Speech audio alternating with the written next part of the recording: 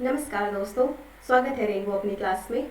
मैं निकी फिर से हाजिर हूँ आप लोगों के सामने इकोनॉमी 2 जनवरी का लेकर के। और इसमें हम जो है डिस्कस करते हैं क्वेश्चन पैटर्न में कुछ इम्पॉर्टेंट टॉपिक्स को। तो आज भी हमारे पास बहुत से अच्छे टॉपिक्स हैं जिस पे हम डिस्कस करेंगे और जानेंगे कि क्या है उनमें। ठीक है दोस्तों, तो चलिए आगे बढ़ते हैं और देखते हैं कि हमारे टॉपिक्स में क्या क्या है। तो दोस्तों, हमारा जो पहला क्वेश्चन है वो ये है कि consider the following statements. Flipping of Indian startup means shifting the company domicile to overseas. It led to transfer of patent and data from India to another countries. तीसरा ऑप्शन है an entity is called startup for 10 years from the date of incorporation या registration with annual turnover not exceeding Rs 100 crore for any financial year since incorporation. तो ये सुनने में फिर से जटिल लग रहा होगा दोस्तों, लेकिन ये बहुत ही सिंपल सा जो है कंसेप्ट है। इसका कहने का मतलब है कि फ्लिपिंग ऑफ इंडियन स्टार्टअप का मतलब होता है यानी कंपनी का डोमिसाइल ओवरसीज हो जाना। जो यहाँ के स्टार्टअप्स थे वो क्या कर लेते हैं, बाहर के कंपनी यानी जो विदेशों की कंपनी है उनके साथ टाई अप कर लेते हैं एज अ पार्टनर। ठीक है दोस्तों, तो ये एक फ्लिपिंग ऑफ इंडियन स्टार्टअप एक प्रॉब्लम हो चुकी है हमारे देश के लिए, क्योंकि इसमें जो हमारे देश का जो पेटेंट और डेटा है वो इंडिया से दूसरे देश के लिए काम करने लगता है। और ये जो तीसरा ऑप्शन है हमारा, entity is called startup for 10 years from the date of incorporation, तो बिल्कुल सही है दोस्तों ये भी कि 10 सालों के लिए तक ही कोई स्टार्टअप कहलाता है। ठीक है दोस्तों, और वो भी तब अगर इन 10 सालों में किसी भी साल में जो है उनका टर्नओवर 100 करोड़ से ऊपर ना हो जाए। तो बिल्कुल ये इसका आंसर क्या होगा दोस्तों, इसका आंसर होगा सी। और ये तीनों ही क्या है, करेक्ट है दोस्तों। और अब हम जाएंगे अपने दूसरे क्वेश्चन पे। तो हमारा जो दूसरा क्वेश्चन है दोस्तों वो क्या है, वो ये है कंसिडर द फॉलोइंग स्टेटमेंट्स, जिसमें पहला ऑप्शन है development financial institutions are banks और institution that provides long term credit at concessional rates to sectors like agriculture, infrastructure, industries. दूसरा है NABARD, national bank for agriculture and rural development, and SIDBI यानी small development industries bank of India and National Housing Bank are example of these development financial institutions. तो क्या ये सही है या गलत, आपको बताना है दोस्तों। तो एक्चुअल में दोनों ही सही है, क्योंकि ये जो पहला कह रहा है दोस्तों वो ये कह रहा है कि जो डेवलपमेंट फाइनेंशियल इंस्टीट्यूशंस हैं वो क्या करते हैं, वो जो है लॉन्ग टर्म क्रेडिट प्रोवाइड करवाते हैं कंसेशनल रेट में। ठीक है दोस्तों, किन सेक्टर्स को, एग्रीकल्चर को, इंफ्रास्ट्रक्चर को, इंडस्ट्रीज़ को, इन सब को। और ये एग्जांपल्स हैं जो आपके डेवलपमेंट फाइनेंशियल इंस्टीट्यूशंस हैं, उनके एग्जांपल है NABARD, SIDBI, national housing banks, ये सब। ठीक है दोस्तों, और अगर हम बात करें कि ये फाइनेंस क्यों देते हैं, तो ऑब्वियसली यहाँ पे ऑलरेडी मेंशन है एग्रीकल्चर, इंफ्रास्ट्रक्चर प्रोजेक्ट और इंडस्ट्रीज़ के लिए। ज़्यादातर ये डेवलपमेंट फाइनेंशियल इंस्टीट्यूशंस जो हैं शेड्यूल्ड कमर्शियल बैंक से थोड़े अलग होते हैं, और इन डेवलपमेंट फाइनेंशियल इंस्टीट्यूशंस के जो पैसे होते हैं वो यूजुअली कस्टमर पे निर्भर ना होकर के ज़्यादातर गवर्नमेंट पे निर्भर होती है। गवर्नमेंट जो पैसा इन्फ्यूज़ करती है वही पैसा ये लोन में देते हैं। ठीक है दोस्तों, और जो हमारा तीसरा क्वेश्चन है दोस्तों, हम उसकी ओर बढ़ते हैं अब। तो ये हमारा तीसरा क्वेश्चन है। हमारा तीसरा क्वेश्चन है कि consider the following statements. Lucknow municipal corporation become first urban local body to issue municipal bond.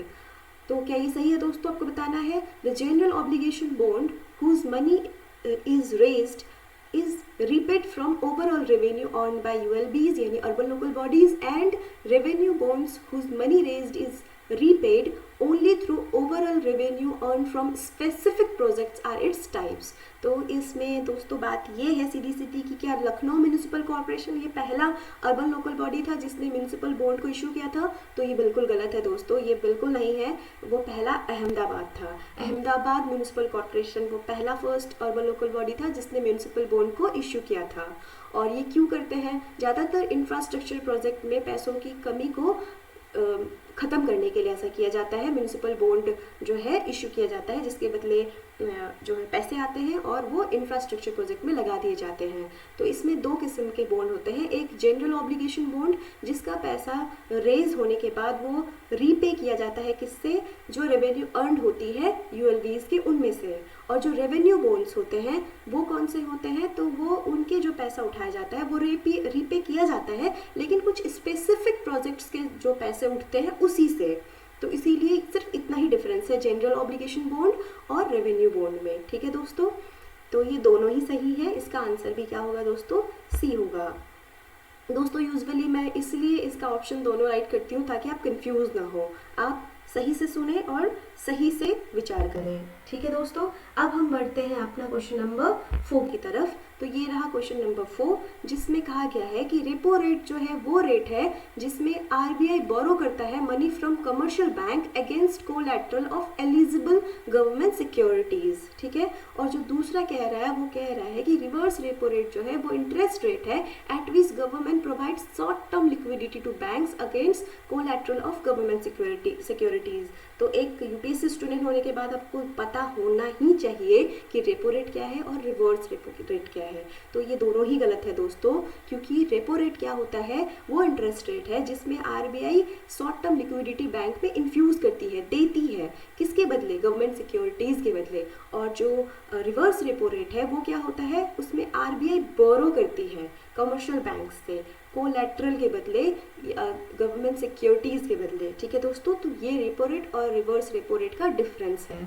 ठीक है, तो इसको ज़रूर याद रखिएगा।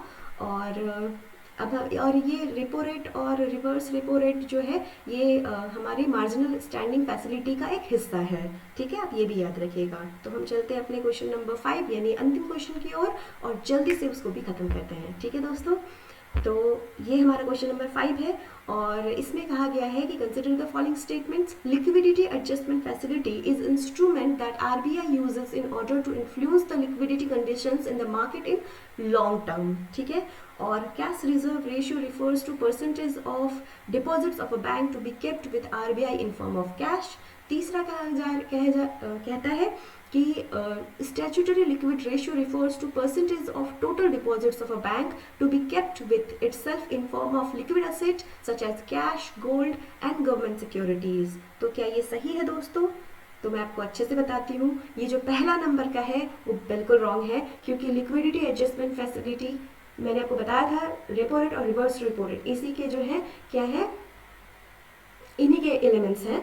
और इसमें जो है ये मार्केट में लॉन्ग टर्म के लिए नहीं देते हैं, ये शॉर्ट टर्म के लिए लिक्विडिटी कंडीशंस को पूरा करने के लिए होते हैं। और जो कैश रिजर्व रेशियो होता है वो कैश में होता है, जो कि ये परसेंटेज ऑफ टोटल डिपॉजिट जो बैंक के पास होता है वो आरबीआई के पास जो कैश के रूप में रखना पड़ता है जो हिस्सा, उसी को कैश रिजर्व रेशियो कहते हैं। और जो स्टैट्यूटरी लिक्विडिटी रेशियो होती है वो क्या होती है, जो टोटल डिपॉजिट्स ऑफ बैंक होता है उसमें से कुछ हिस्से को जो है बैंक अपने पास सेफली रख लेती है। तो उनमें क्या होती है, वो लिक्विड एसेट होती है, जैसे कैश, गोल्ड, गवर्नमेंट सिक्योरिटीज। सिर्फ कैश नहीं, कैश, गोल्ड या गवर्नमेंट सिक्योरिटीज। तो इसमें जो है फर्स्ट नंबर वो रॉन्ग था और 2 और 3 राइट था। तो इसीलिए इसका ऑप्शन क्या होगा दोस्तों, ऑब्वियसली इसका ऑप्शन होगा बी।